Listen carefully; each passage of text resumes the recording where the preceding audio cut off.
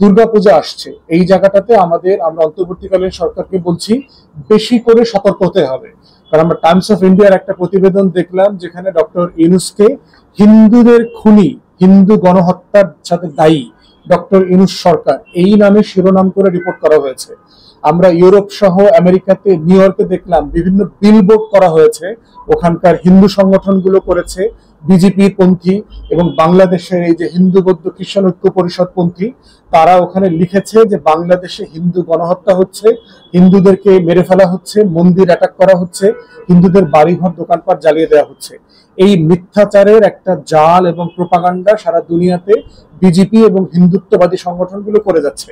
দুর্গাপূজাকে কেন্দ্র করে আমরা ধারণা করছি দিল্লি, আরএসএস, বিজেপির হিন্দুত্ববাদী রাজনীতি এবং আওয়ামী লীগের যে অপশক্তি আছে, এরা সবাই মিলে বাংলাদেশে একটা অরাজক পরিস্থিতি সৃষ্টি করবার চক্রান্ত করছে।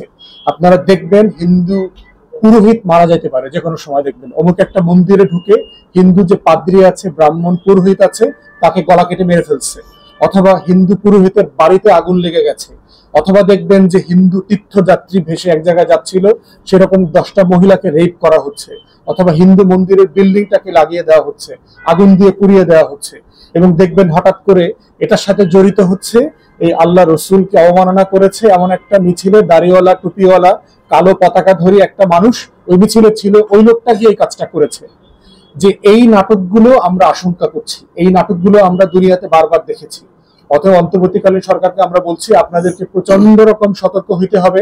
রাষ্ট্রের টোটাল ইন্টেলিজেন্স ফোর্সকে আপনারা এইমুখী করেন, দুর্গাপূজাকে কেন্দ্র করে যেন দিল্লি এবং আওয়ামী লীগ কোনোভাবে অপশক্তি এবং অরাজকতা তৈরি করতে না পারে, সরকার যেন কোনোভাবে বিব্রত না হয়, এইটা আমরা দেখতে চাইব।